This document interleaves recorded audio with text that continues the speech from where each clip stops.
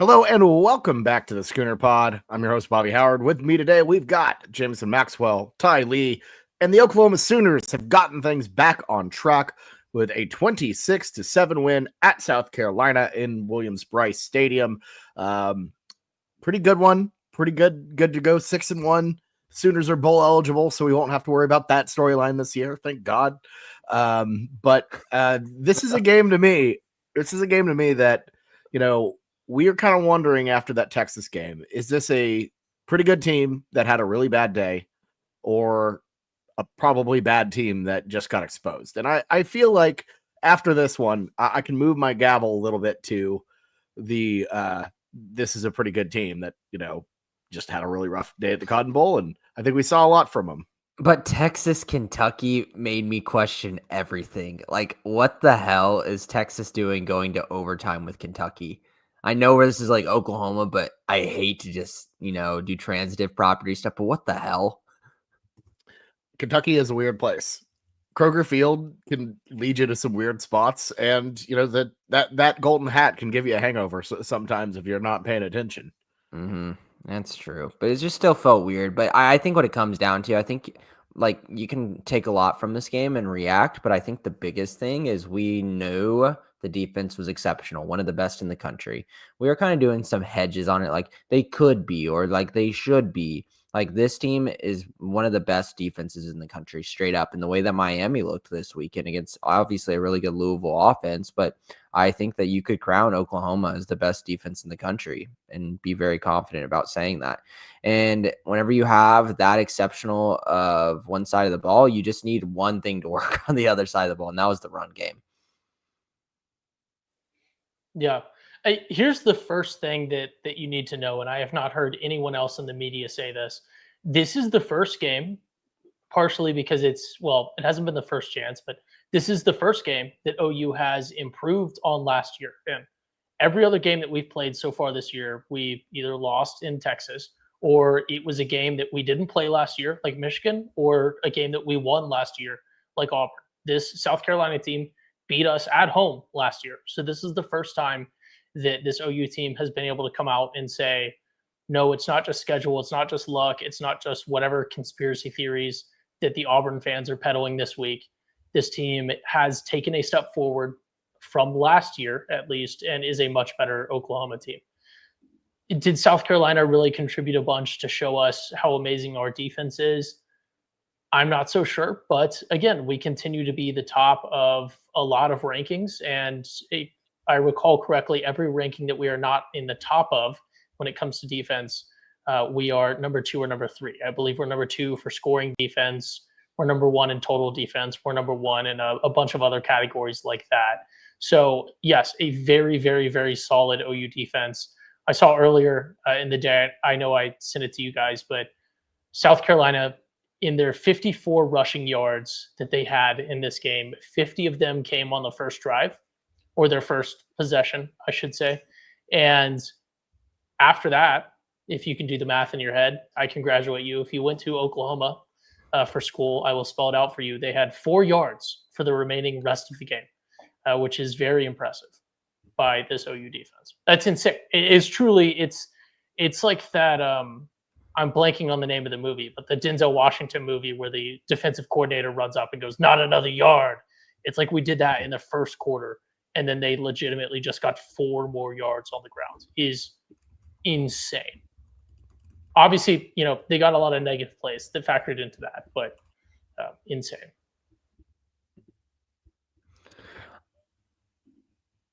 Talk, Bobby. Yeah, no, I mean, defensively, it was. The defense has everyone. It was. Speechless. Yeah, I mean, it was truly insane, and it's one of those things where we know it's that good. And, outside of a couple of nits you can pick here and there, penalties overall being an issue, some dodgy tackling here and there on Sellers towards the end of the game. Like, it was just dominant. The only touchdown Carolina had was on a, penalty riddled, short field situation, with a kind of bit of a shanked punt and 19-yard punt. But outside of that, it was just dominant, and that was reassuring and great. And it's so fun to talk about that. we could just talk in circles about how great the defense is.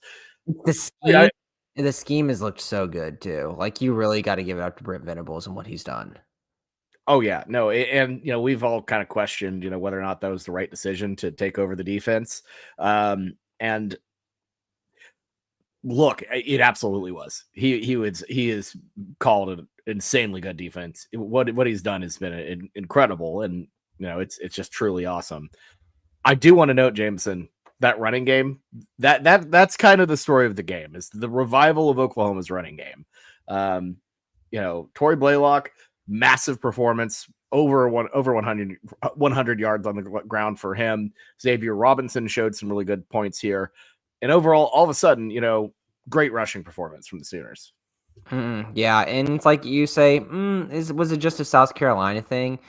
Versus LSU, a game that they were behind, Kane Durham only was 15 for 70. So, like, that's not like they just got absolutely gashed by, I think, a pretty talented running back. And then I think the biggest thing, barometer in terms of how good a rushing attack can do versus a team like Missouri with Ahmad Hardy. He had 138 yards against in that game, but that's almost like he's been doing similar stuff to that for a lot of games this year. So I think I don't want to overreact too much and say all of our running woes are wrong. I mean, are gone, but it at least gives you some hope that, hey, we saw something that worked in Torrey Blaylock. We already knew he was running good, but seeing Xavier Robinson have some good runs, that's something we hadn't seen all season. That's the story. People will hit the box score and go oh, Torrey Blaylock looked really good. No, he's looked good this season. Maybe he's had some poor blocking, but we needed somebody else. And it was X who really came out and made me happy as a Sooner fan. Yeah, I mean, both running backs were great. I believe both averaged 5.3 yards per carry, which is kind of funny that it's exact on the dot there. But the scheme as a whole looked good. The blocking looked better. There were holes there. There was it hadn't looked that good against bad teams. Even Illinois State gave them fits, for God's sake. So it's one of those things where, for me, South Carolina is obviously not lighting the world on fire right now. And, one game doesn't define you. But for the first time all season, you can see the building blocks for what could be, at the very least, a serviceable run game, which is way more than they've had through the first half of the season. So if you can see this develop, if you can see this, progress and continue off this point, I mean, you got to start feeling pretty darn good about the offense as a whole.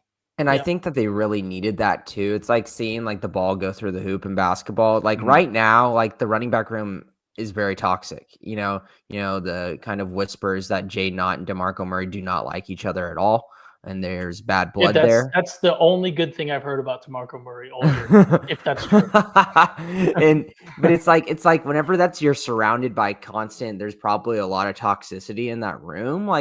It will impact other players, and you need something positive to work off of. And this is a game, no matter if you want to say, oh, it's just South Carolina, let's just see if it actually works versus other teams this year. It doesn't matter. They went to the free throw line and they sunk their free throws, and hopefully they can continue that momentum. Yeah. Here's a couple points I have on that. And I was the first one to broach it's just South Carolina, quote unquote, thing on this pod, I will say. But here's some things that people need to remember. One, what else do you expect? It's just South Carolina. We could have also done nothing on the ground, right? It's just South Carolina, but we did not have this run game against way worse teams than South Carolina. So obviously something has clicked there. And I don't think you can really diminish the opponents or try to play that game when it's something that's new. If we had a run game and then all of a sudden it didn't perform against Michigan, it didn't perform against Auburn, it didn't perform against Texas, and then it came back against South Carolina, that's a completely different discussion. Because then you can say, oh yeah, we can only run against teams that can't stop the run. But I think the other piece, as it relates to other teams as well, is we've now shown it. We've now shown really quality play from Xavier Robinson, really quality play from Blaylock. Blaylock has been growing. I think he's been on people's radars. But Now it's on tape. And even if it's an hour in the film room with the coaches, even if it's a couple minutes in practice, every other team on our schedule, and the schedule gets harder, every other team on our schedule has to at least devote some time. They have to devote some practice time to showing those sets. They have to devote some time in the film room. They have to devote some time in gaming against us, in that cognitive bandwidth and that narrow amount of time that they have pre-game. They have to devote at least a little bit to preparing for that run game that was non-existent. And that was a big key against Texas. Obviously, Mateer injured, but Texas didn't really have to worry about that. And obviously, they didn't have to worry about it. But now that we've shown it, people have to at least pay a little attention to it, because the guys are kind of getting their swagger back. We're kind of figuring stuff out. And again, yes, just South Carolina. But if you ignore it, even a good team, if it ignores the run, can perform like South Carolina did against this run. And we could be pushing, I'm trying to hype up 170 something yards on the ground against an inferior opponent, but that's a big deal. But you're right, Ty. Like, respect is a big thing, especially whenever it's very clear that Mateer's ability to throw the ball is. We talked about this whenever there was no official diagnosis. Whenever we inferred on the diagnosis of what he had, is like we knew his grip strength was going to be decreased for 2 months after this surgery, and that's just not going to lend a lot to throwing the ball down the field. So you're going to have a lot of short and intermediate routes, and if you know that you lose one part of the field and then you have no run game, what you're going to do as a defense is I'm going to keep everything in front of me, and it completely handicaps your offense. But if you can have respect to one side, like in the running game, yeah, you might have a weakness in throwing the deep ball, but at least you can chip your way down the field rather than legitimately play against a stacked deck like we probably did versus Texas, in my opinion. Yeah, exactly. I mean, having zero running game is beyond prohibitive, and puts you at a really, really, in a really tough spot.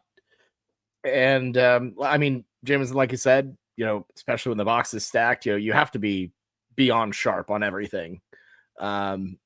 It just makes things really, really difficult. So having some sort of running game, that's great.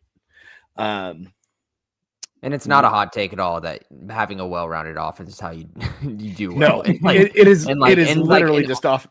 And Arbuckle is like, he obviously believes in his scheme, and it's worked a lot other places. And so he wants to run his scheme, and having a run game to open up the pass is a lot of his scheme. So like we need this desperately to do what Arbuckle wants to do to unlock his full potential, because it gets to the point where if we don't have a run game that's successful, then Arbuckle has to say, do I go and play my scheme, what I know has worked for me in the past and I feel very confident in, or do I need to shift my play calls into something I'm not confident in and devote it more to the strengths of my team? And then you're just asking for mistakes and mediocrity with that.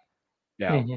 Well, I mean, even the most pass-happy offenses, the Lincoln Rileys of the day, like they had a good running game. They needed running backs to open that up. Well, I will remind you that Lincoln Riley's offenses at OU were averaged out to as close to a 50-50 run-pass split as you could across his entire tenure. So, yeah, it's even but like you're saying, though, and I think I remember those as pass-heavy offenses, although maybe I'm diminishing, guys like Samaje Perine, who still holds the NCAA record for rush yards in a game that happened in that offense. But I think you generally remember the quarterbacks, the big receivers, and the air raid style stuff. But you have to have the run game, otherwise it's very easy to cover that pass. So talking about the pass game, I thought John Mateer looked a lot better. I thought he looked a lot more in control, both kind of in how he was throwing, but also in his emotions. He just looked like the John Mateer we had seen in the previous games before Texas.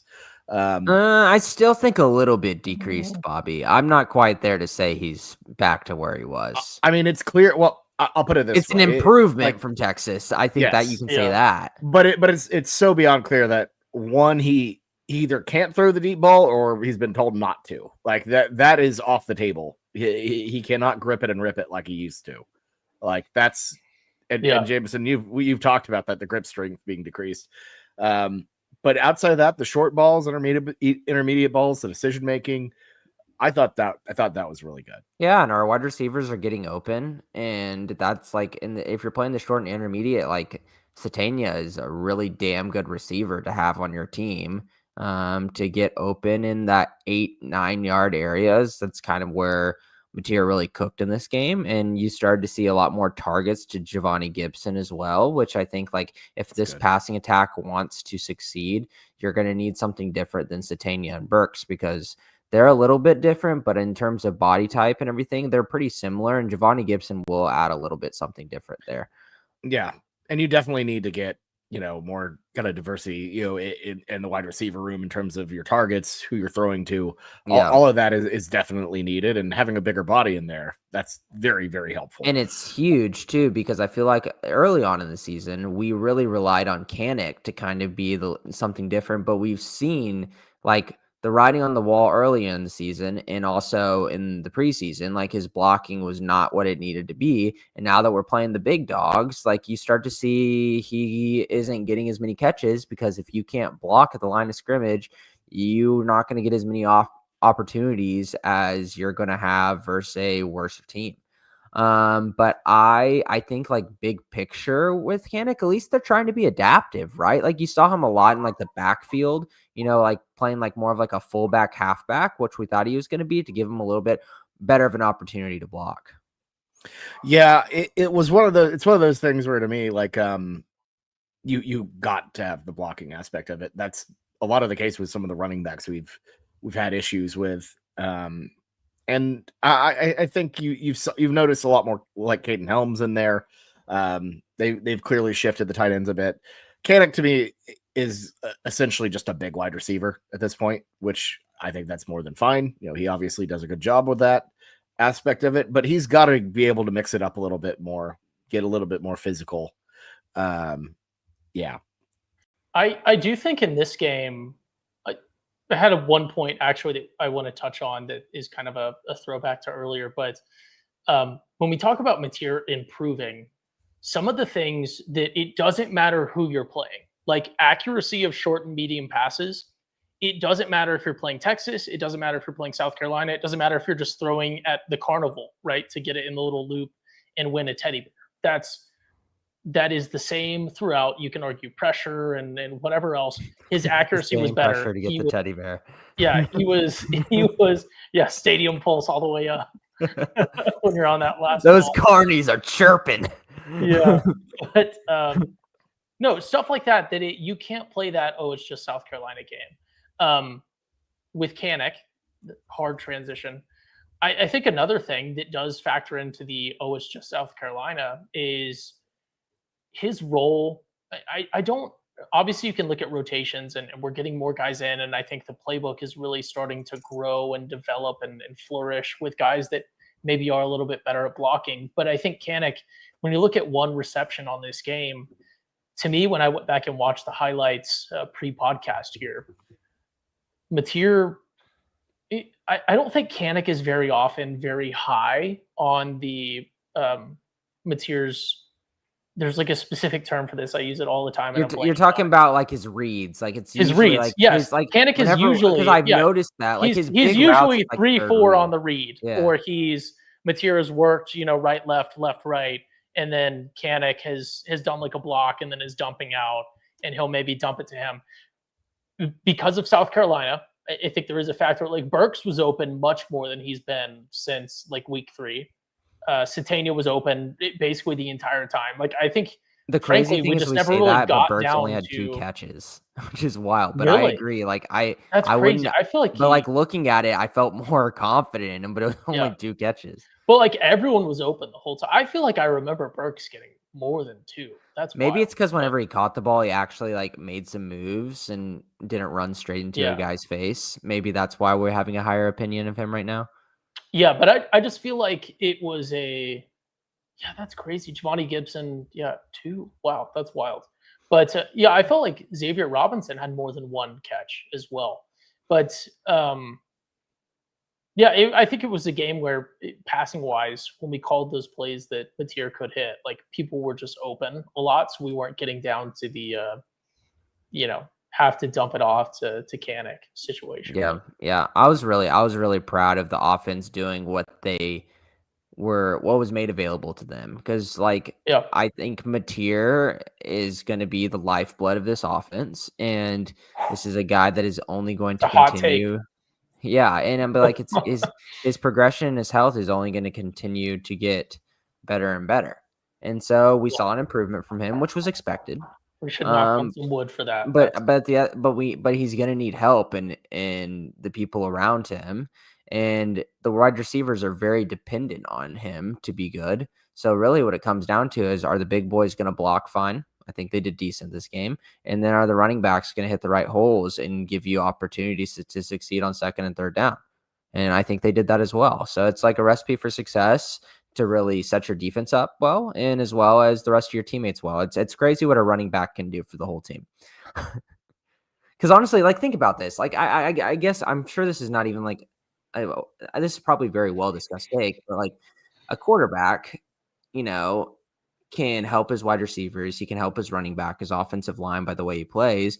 But also, there's not a lot of quarterbacks out there that can help your defense, right? Because if they do really, really well, they score the ball fast. The defense get back on the field quickly. A running back, if they're doing well, they're chipping away. They're running clock, and it allows that defense to recuperate a lot better. I mean, if you're Ashton Genty getting 80-yard touchdowns every time, but if you're chipping away and you're getting first downs and putting yourself in second and short, third and short, that's how a defense that's explosive with a really good defensive line can really cook. Mm-hmm. No, you're absolutely right. And again, it's this holistic thing. I think that's really the main storyline of this game is this is the first game. And again, it is South Carolina. I think I'll just stop saying that at this point. But this was the first game that we saw a more complete OU team. We saw run game from the running backs. We saw, I think, again, a deliberately dialed down Mateer run game. We saw Mateer clearly, healing and improving from Texas, where, we were on the very left edge or the very early edge of, could he play? Obviously, yes, but was it going to be worth putting him out there? Was he just going to be an absolute stinker or not? Again, we're seeing all sorts of development in the receiver room. And you can look at the guys that got catches in the distribution of the catches, like we've been talking about, is really starting to grow and flourish. There's a lot more guys that are stepping up, and we're starting to see more depth on the front line of that receiver room. And then, now that we have a run game, this was, we had 26 points. Obviously, we had some very disappointing drives. If you go back and watch the game, or if you watch the game, we definitely had some very disappointing drives. But it felt like this was the first game where, outside of really stepping off the gas, this was the first game where you could say, if we were just going 1,000%, we probably could have scored maybe 2 more touchdowns in this one. So yeah, when it comes down to it, you put in Whit Neubauer in the fourth quarter and just kind of fizzle it out. How about it's signed, sealed, delivered Hawkins red shirt now? How do we want to take that? The Mateer helmet issue, and then everyone in my little watch party was looking around are they gonna put in Whit? I'm are they gonna burn the red shirt, or is it Whit Neubauer time? And sure enough, there's old Whit Neubauer out there. Hawkins, and I was like, well, yeah, they did. Yeah, that's he's been indoors a lot lately. But I'm not sure if that indicates that OU is really, really keen on keeping him, or if Hawkins is kind of ready to move on. But everything about for Hawkins, it's always been no matter what. Yeah, I have a unique. It's also always been OU's plan to try to redshirt him. Venables has mentioned that since day one that was the plan. I haven't heard anyone say this, but I personally think, and I say this in a very pro OU way, I personally think, and do I want Michael Hawkins to be our quarterback next year? Yes or no? It really doesn't have anything to do with it. I personally think that he has done enough and given enough to this university and has the relationship with our coaching staff, and we have a mature enough coaching staff that even if he were to transfer next year, we would still do everything we could to keep his red shirt to help him out. And I think that's the right thing to do. I think it benefits everyone, like you were saying, or trying to say, Jameson.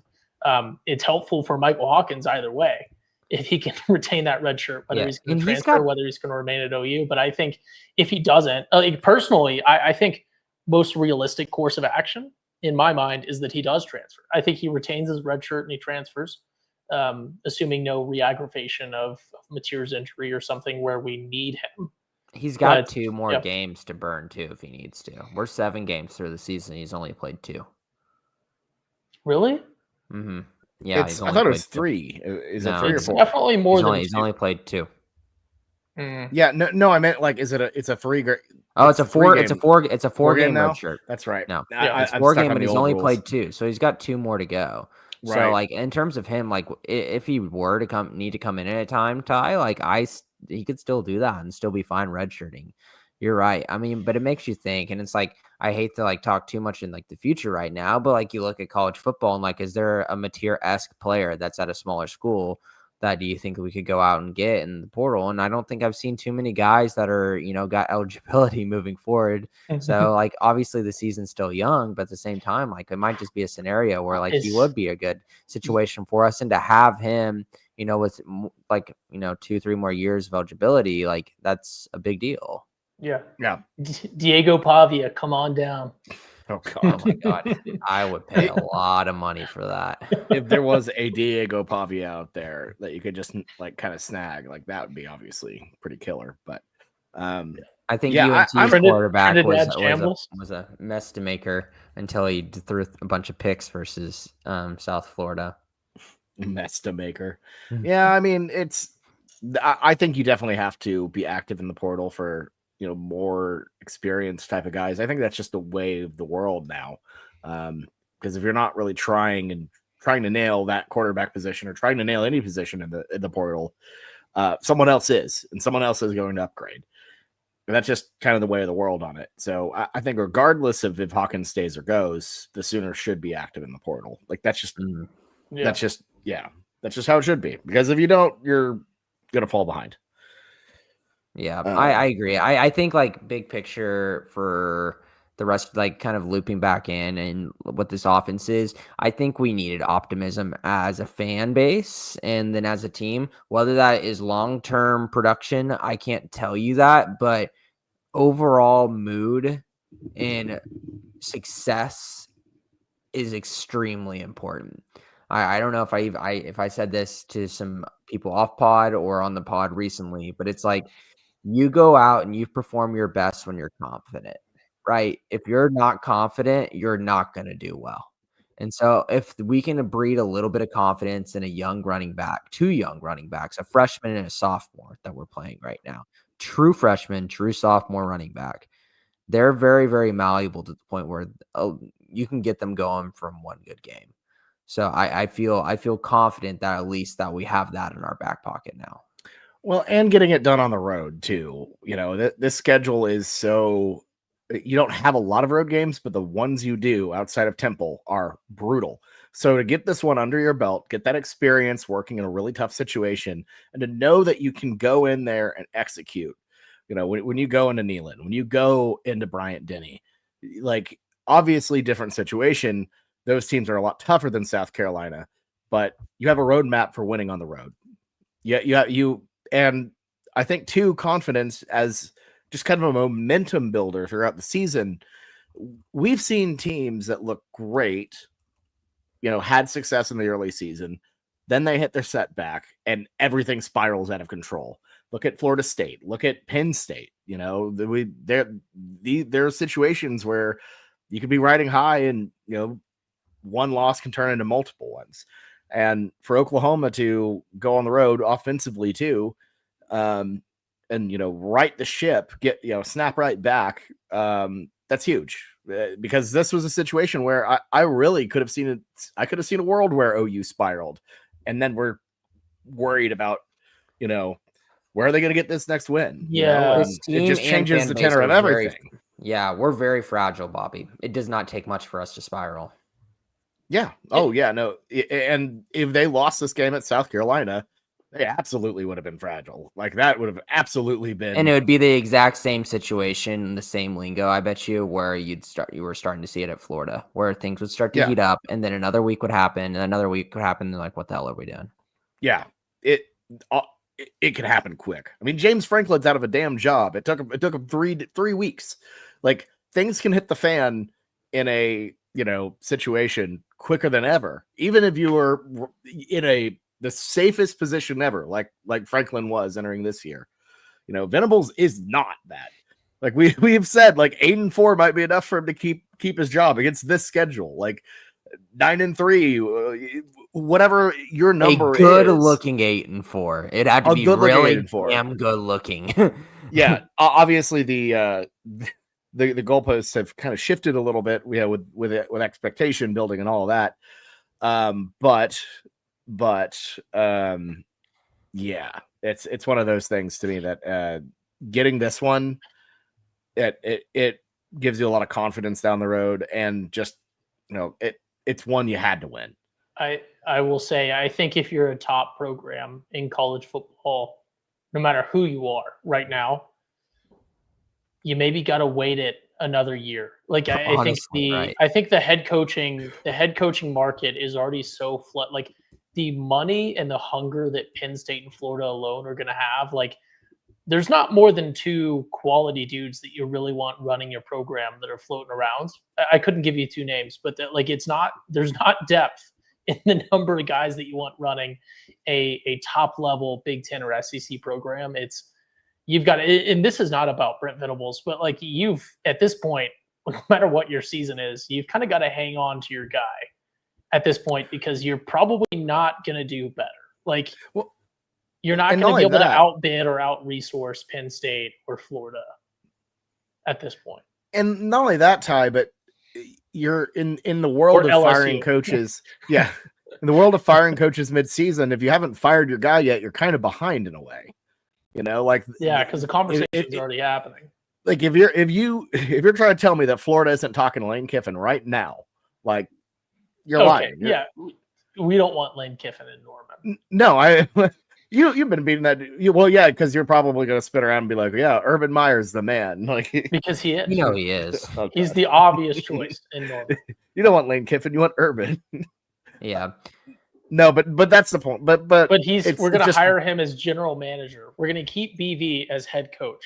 He's just going to call the defense, and he's not going to have any awareness of anything but the defense. Oh my God.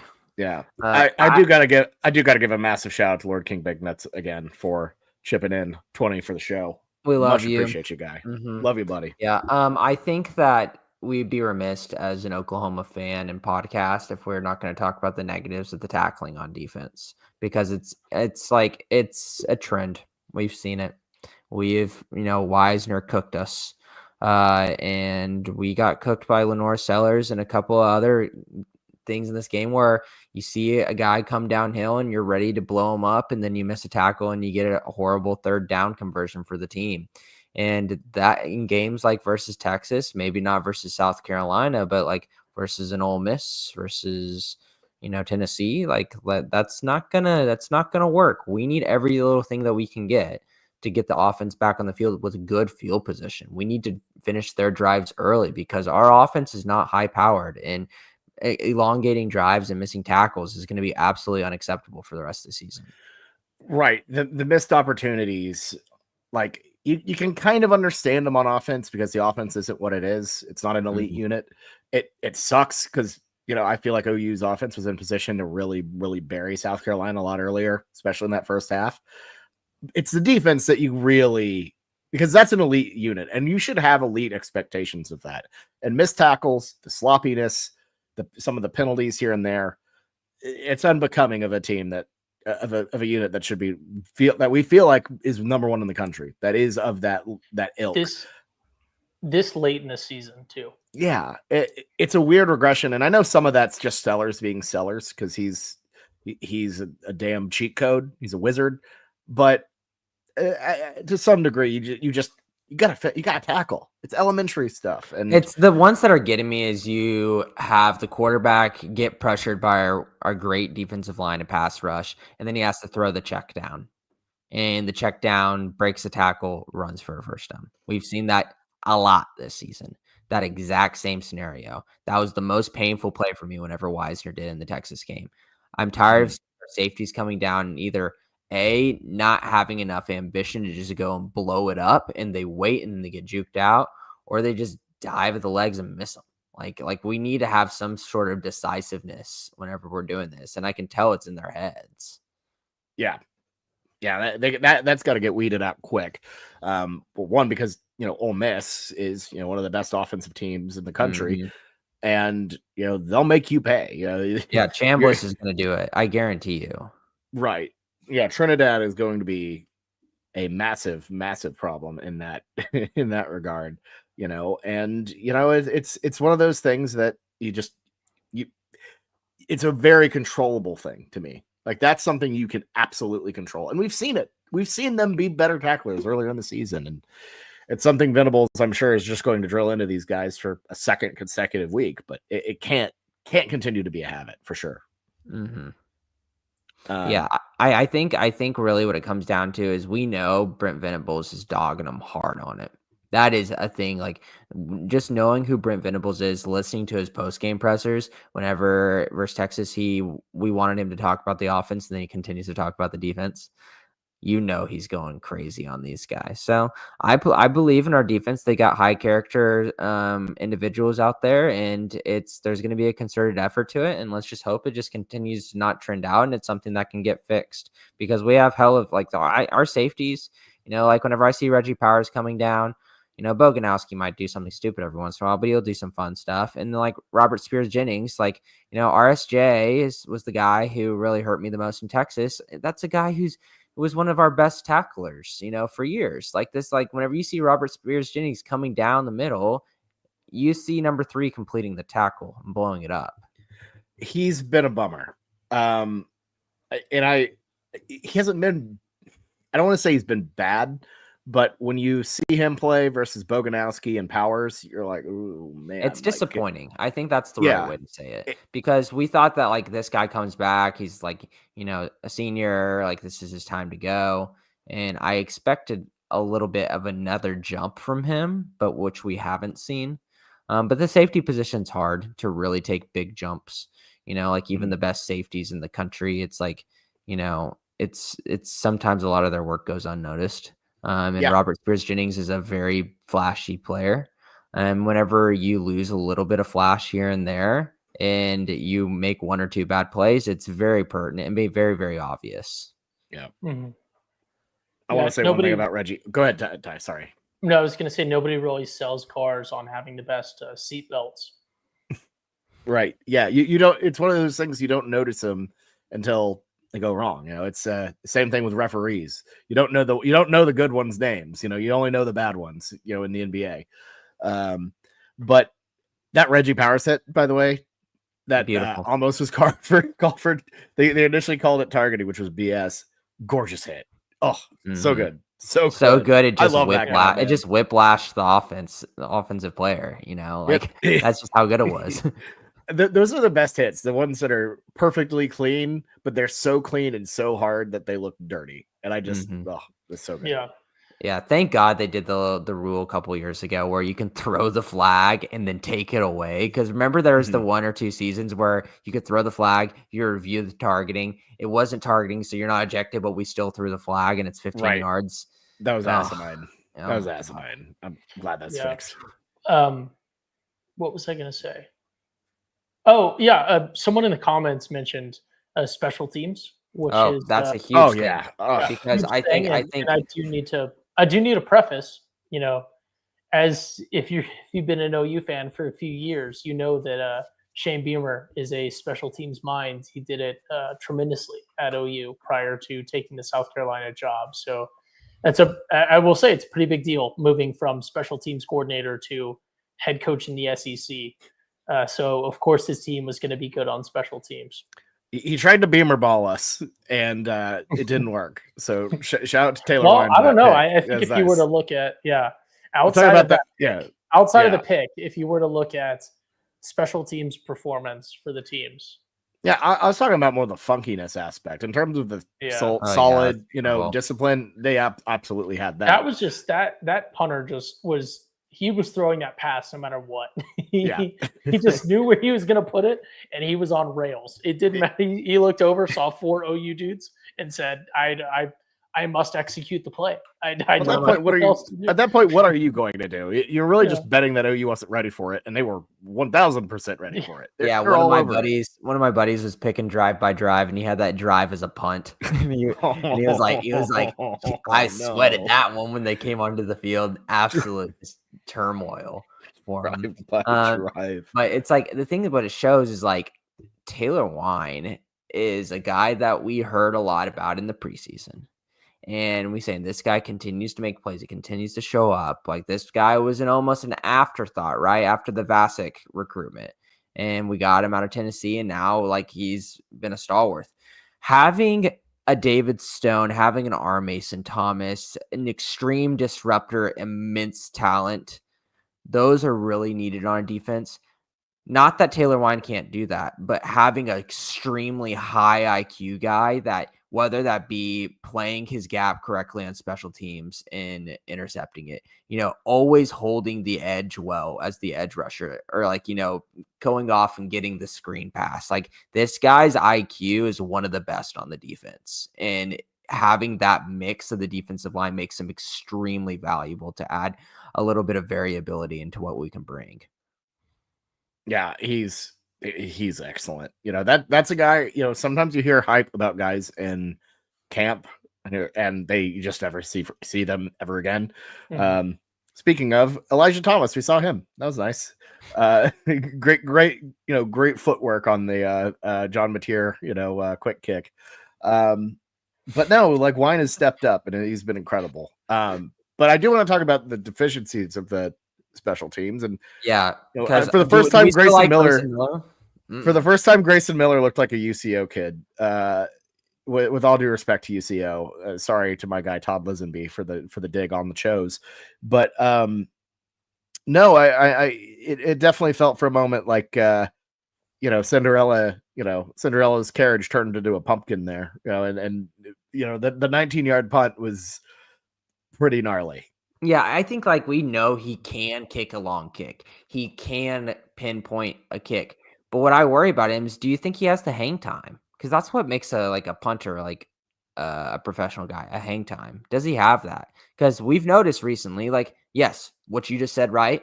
But also a lot of his punts have not had enough hang time on them. And it's really put our punt return defense in a lot of pressure. And you saw, I get penalties. I get it. But you don't want to be in that situation where you're getting a punt returner 2 or 3 seconds to diagnose what he has in front of him and go make a play. Yeah. No, it's not a very flat line type of punts. I don't know.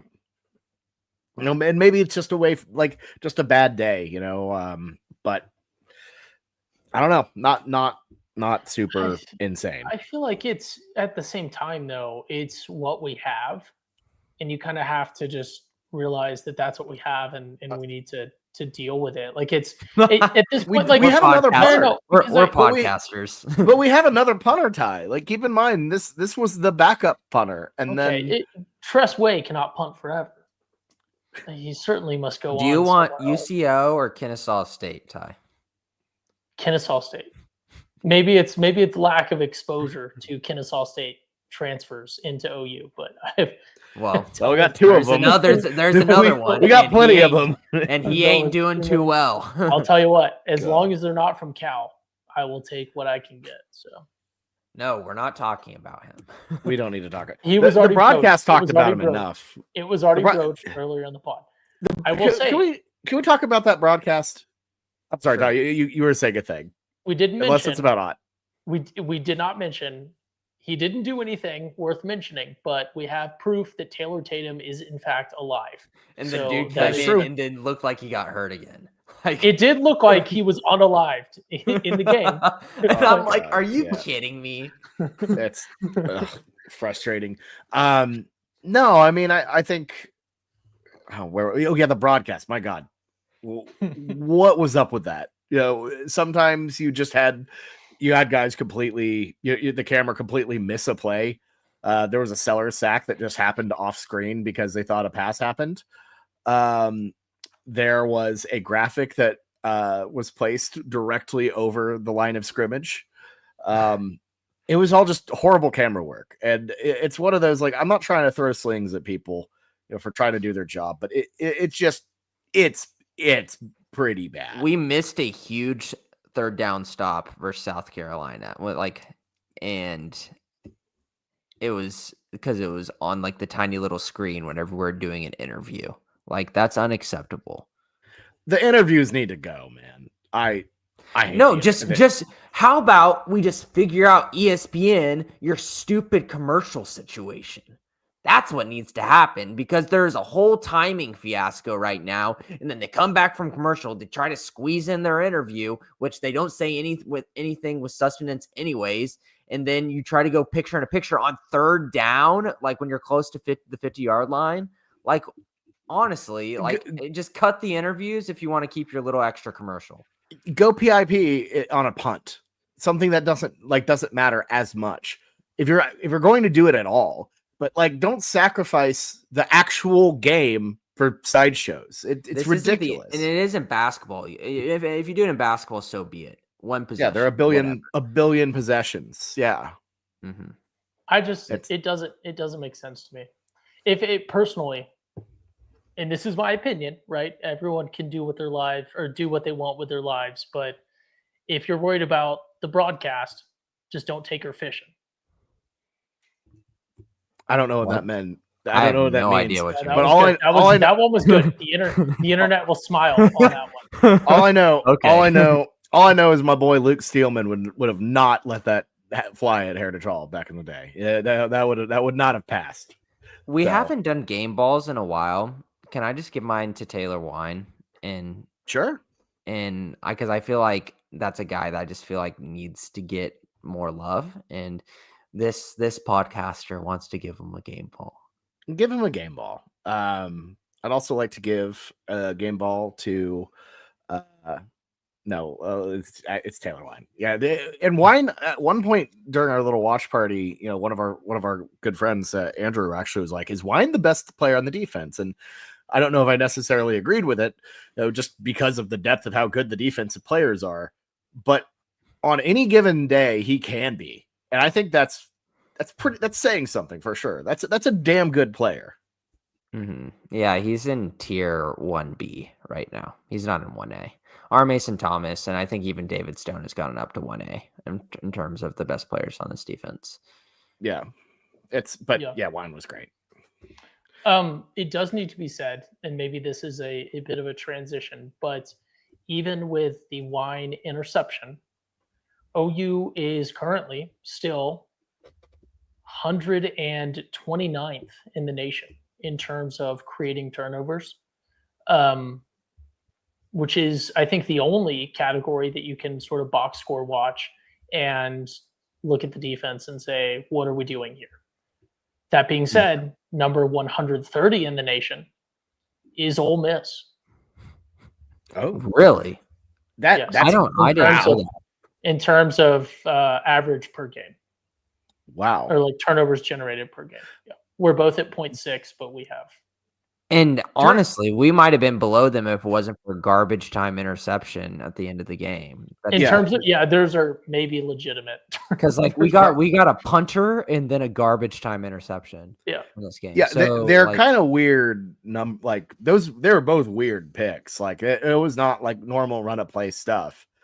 So wow, that's very, very shocking. But it's definitely a team it's definitely something you want to have improved.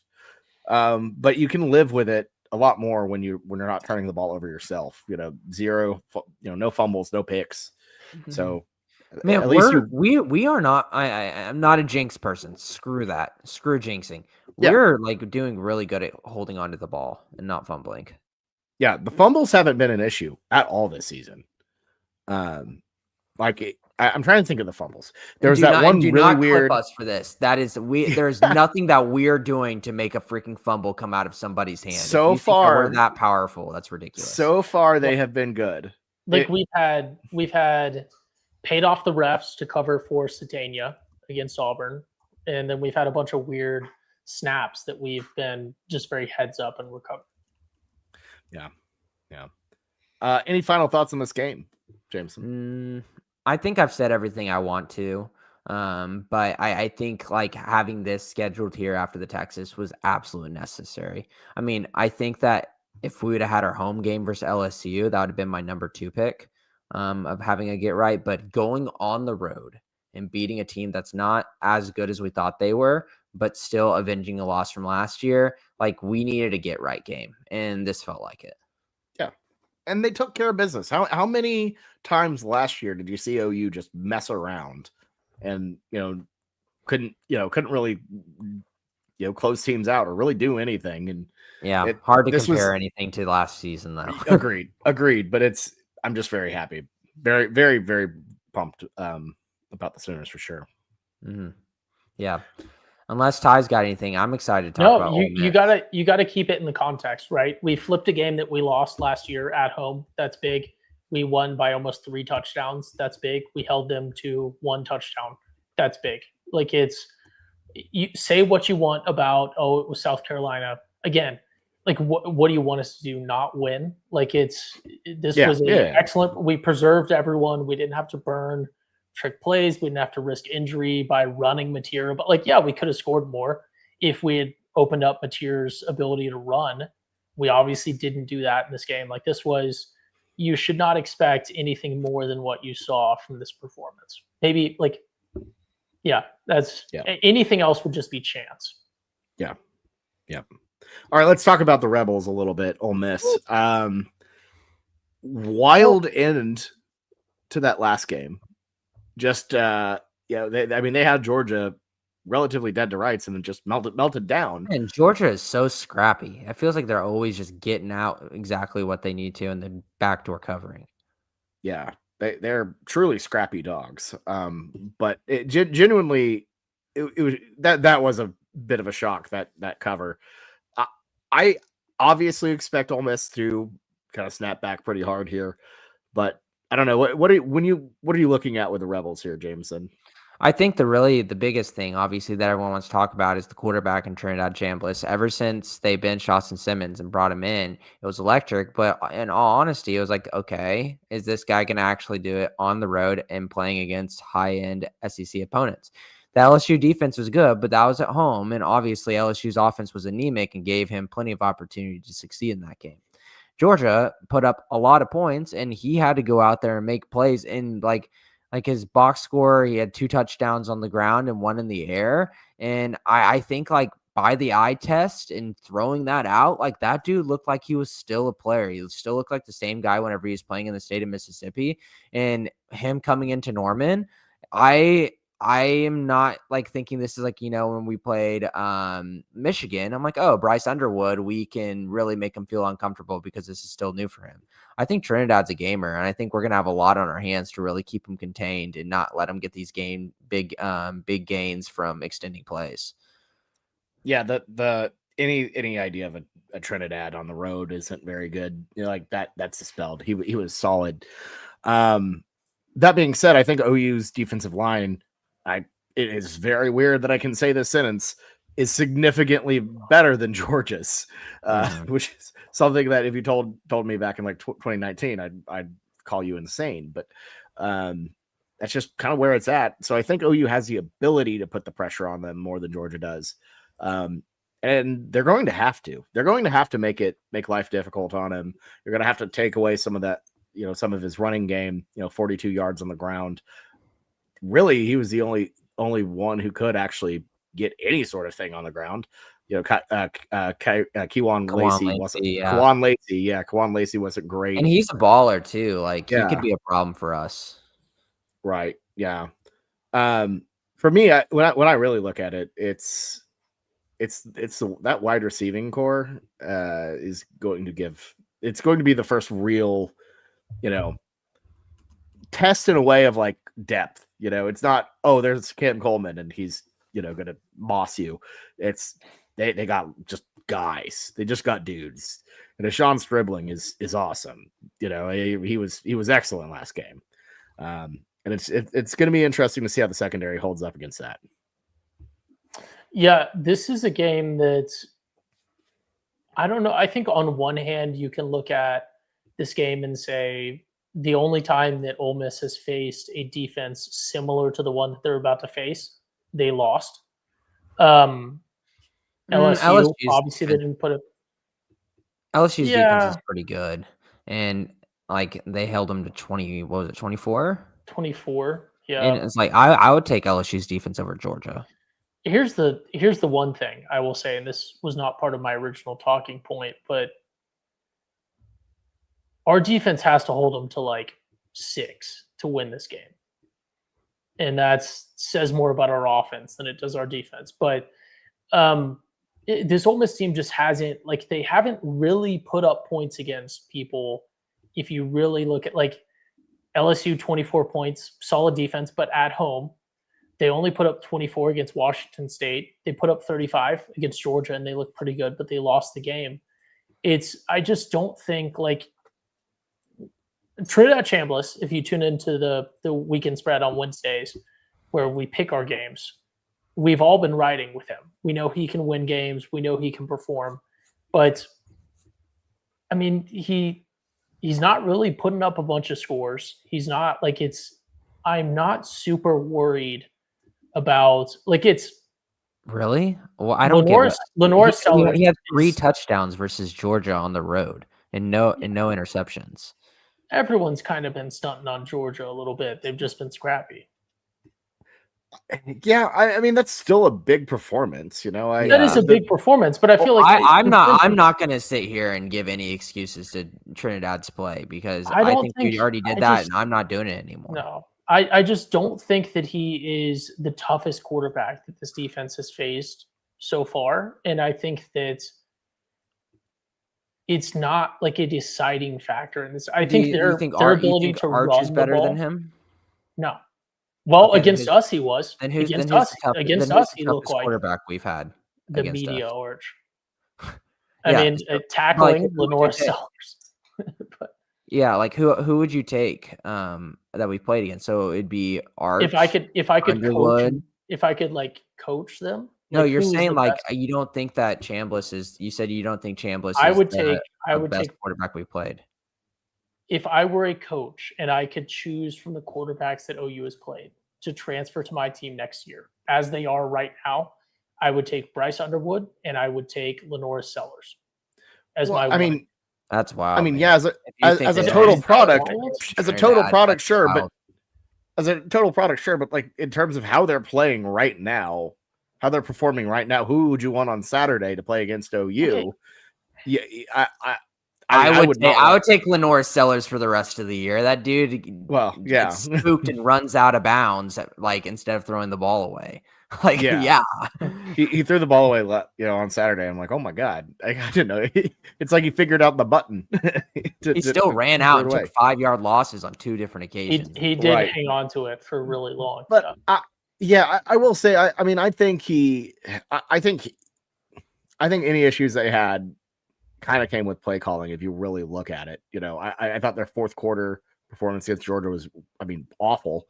And I don't know if that's necessarily on Chambliss, to some degree, obviously, Lane, all that, they kind of piss down their leg here, 3 and out, turnover and downs in a game. That's hard. That's not very inspiring by any means.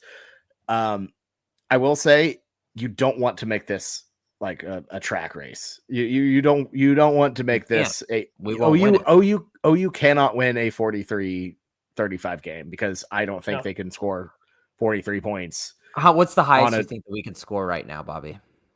On Ole Miss's defense, I think 31, which I think the standard OU offense, because you literally just look at the stats, is 24. So 31 is a ceiling in a perfect world with turnovers. Yes. Yeah, that's what I'm saying. That's what I'm saying. I'm ceiling it. Yeah, I'm putting the ceiling at 31. I'm not saying, oh, they'll like, but that's just one touchdown over their average of 24 is how I look at it. What's the over under on this? Let's pull that up. I would be shocked. I would be shocked if OU had 3 offensive touchdowns in this game, win or lose.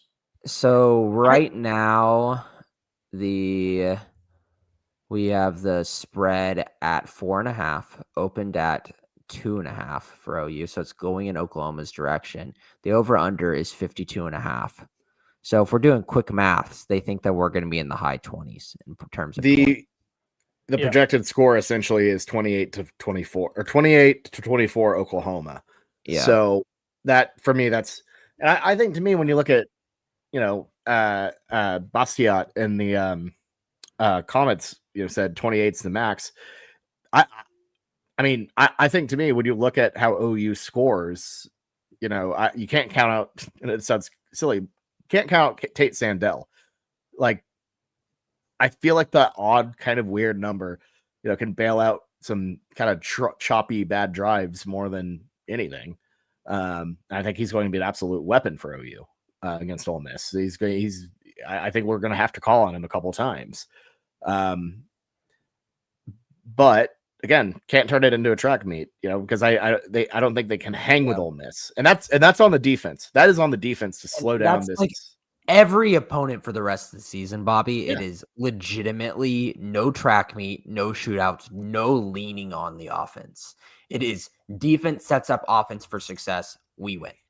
That is the formula right now, and until we can see a healthier Mateer that can get back and have a more well-rounded offense, I think that's our only recipe for success. And you might say, that doesn't sound optimistic. But whenever you have this good of a defense, like, you're going to get multiple opportunities a game to go and score on a short field.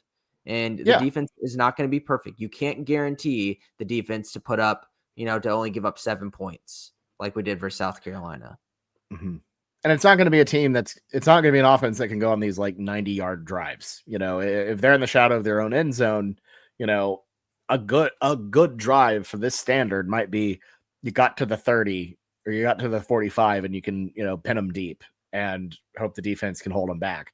Like, that's just how this offense is going to work with Mateer's current, grip strength, with how they're playing the short game, how they progress. You're not going to see a ton of explosives, and you're not going to see a lot of long drives, because naturally when you play the short game, you're going to stall out eventually.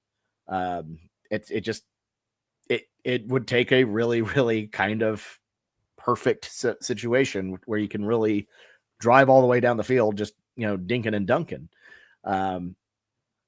So I overall feel like OU can, establish this, kind of pace. Ole Miss in the past has been bogged down. Not every single game they've played has been, a bit of a shootout. There have been a couple of them for sure, but if you can play more of like a Washington State, LSU slugfest type of deal, get a turnover, you have a lot of chances to win this ball game.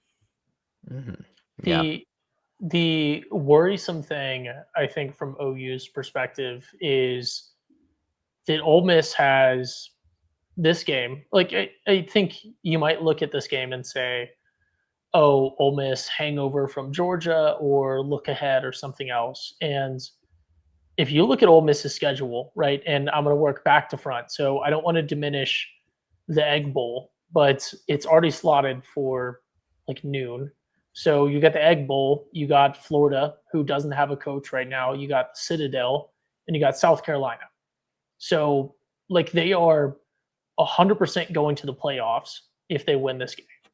And I don't know the SEC implications. And probably an argument that they can still go if they lose this game. Yeah, one-loss SEC to the playoff. team. Yeah, well, 2-loss. They'd be a 2-loss team. Oh, if they lose this game, you mean? If they lose, yeah. But yeah, no, they're 100%. If Ole Miss wins this game, they will go to the playoff.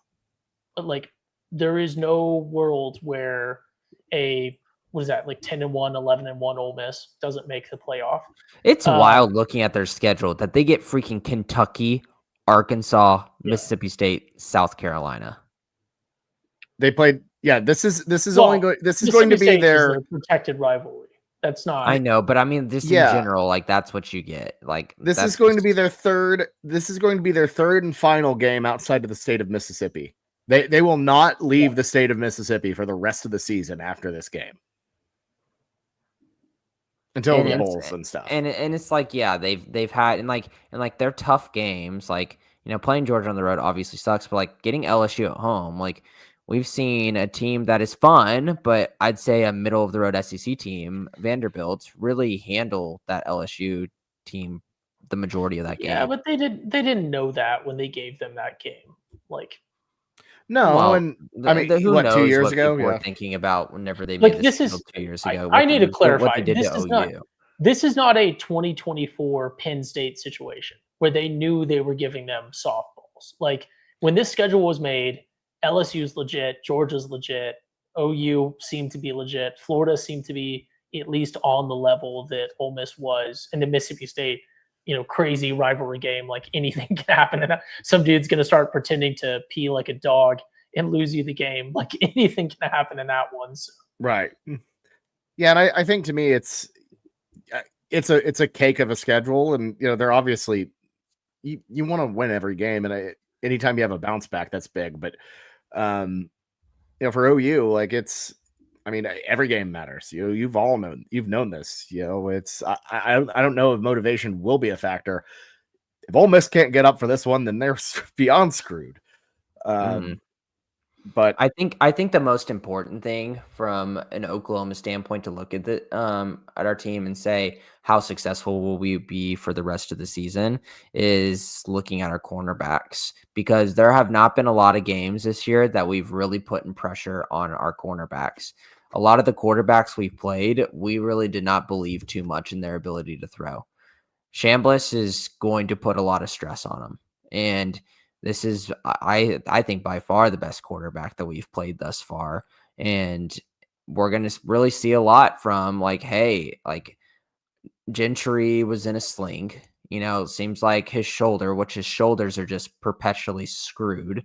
Like, they said it was an optimistic diagnosis, but like anytime that happens, like I worry that this guy's going to come back and play. So it's Cortland Guillory time again. Eli Bowen and Cortland Guillory. We know Eli can stick with people, but is Cortland going to come up and show out? He's done it this year where he's looked really damn good. Then he's looked like a true freshman other times, and that's expected. This is going to be a really, really big game for Guillory, and I'm really excited to watch him. Yeah, and I mean, he's had a couple weeks to improve and grow and learn from his mistakes and learn from stuff with the Cam Coleman experience. And yeah, I'm excited for him. My stock, I'm still buying a lot of Cortland Guillory stock for sure. I think that guy's great. Because like you want an alpha dog mentality in a cornerback. Even if you're screwing up, that's what you want, because it is one of the most demoralizing positions to play in all of sports. And you've got to have that energy in you, and he does. And so like he's stacking games and learning every single game that he goes through. And this is going to be a different game that he's played his whole career at OU so far. He hasn't had to go through this, even with the way Underwood's playing now. But the way he played against OU was not that case. He was extremely flustered, and there wasn't too much pressure really on the CBs at all. The way he played versus Auburn was you put him on an island because we're going to make Jackson Arnold's life hell. We're going to pass rush and contain and really force him to do that. Now I think we're just going to have to be a really well-rounded defense, and everyone's going to have to be good. We can't have a weak link in our chain. Yep. Yeah. Kind of just got to play them straight up. Mm-hmm. Yeah. Going to be an interesting game to say the least. Massive, massive stuff. Especially having number 8 come to town. A little weird that it's an 11 a.m. kick, but you got the whole SEC Nation thing coming to town. Hey, but it's not SEC Network, right, Bobby? Thank God. Yeah, ABC should be better. we got the ABC crew at least, so we'll see how it goes. But it's going to be a massive, massive weekend in Norman. And look, folks, this is why you go to the SEC. You go to the SEC for these massive games coming to your town, and the stakes couldn't be higher for both teams. This is a massive playoff implication. Like either team, I feel like I don't want to say your playoff run is over if you're OU. I think that if you're Ole Miss, you're pretty screwed. But if you're OU, you have a tough hill to climb if you drop this one, because you get essentially one mulligan if you're lucky with the 9-3. I know some people snapped at me, on the for someone said I was on drugs for saying that a 9-3 OU team would get in with a schedule, which I think they could. Donovan, the Tennessee fan in the chat, also thinks that OU could make the playoffs at 9-3. So I'm not crazy, not that crazy. But if you drop this one to Ole Miss, you have one mulligan for at Tennessee, at Alabama, Missouri, and LSU, and that's not a position you want to be in. I don't think it's the end of the world, but especially dealing with the fact that you have Ole Miss in front of you, that's going to be tough. Mm-hmm. I think for this coaching staff and for this team and what we want to do, this is a must win. And Brent Venables this year, like Texas, is weird because that's always a must win game, but I feel like that was in a different category. I think like must wins for like the trajectory of this season were Michigan and I think South Carolina coming off of this Texas win. And those are two games that I feel like we've looked stellar. So I'm hoping for a really good game plan from Brent Venables and co. Obviously, Texas is not a must-win for. It's a different category. It's a different category because like if we lose Michigan, that is immediate change in narrative. If we lose to Texas, people might maybe a couple rumblings, but really what it is, it's like that's a good football team. It's a rivalry game. We'll recoup and see what happens. If you lose to South Carolina after a Texas loss, that is bad news for the headspace of everyone. So it's arguably the least must-win game on our schedule. It's just a different category of must win. It's like a you want to win that one the most. You want to, but I don't think you need it. It's a want versus need. Need is what must means, Jameson. Well, no, but I mean, I think Texas is a want situation. Well, and I want to win that game the most, but I don't think we need to win that game the most. We're too deep in the pod. Yeah, in terms of the flow of things, you had. I see. I do see what you mean, and I think the work they did on the front end made it you don't need this.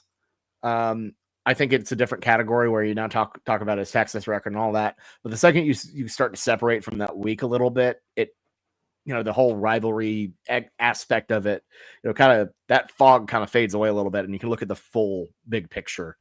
I'm not saying I'm not still pissed about it. I absolutely am, but just kind of mixes it up a little bit. So, yeah. Richard in the chat saying John should be 100% for this game. FYI, I don't think Mateer is going to be fully 100% until nearing the end of the season, just with the way that these injuries go. So buckle up, Buckaroos.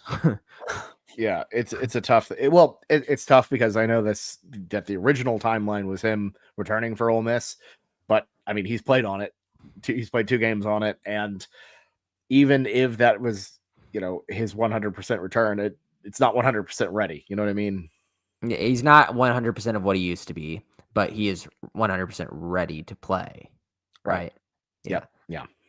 So we'll see how that I'm goes. excited. This is going to be good. Get nervous. These like Bobby said, this is what we want. Having a non-clear game to where it could go either way. It's what makes college football so great.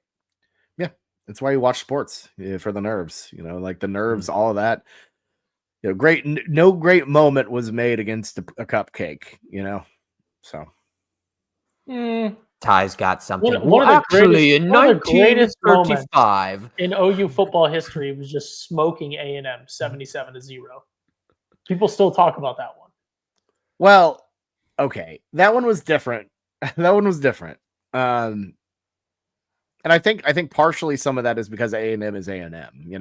If you drop 77-0 on Kansas back in those days, or and with when Baylor was bad, putting up 28 points on someone would give me that same feeling. So we'll see. But look, should be a fun week. Very excited. Already looking forward to Saturday. It's going to be a really fun one. We'll be back. Any final things before we say goodbye on this? No, I'm excited for the weekend spread, boys. Yep, we'll be back on Wednesday for the weekend spread to make our picks for this game and the rest of the slate from week 9. Very excited to talk about that. And yeah, all right. So we'll see you later this week. Have a good one, everyone. Boomer Sooner, and good luck out there.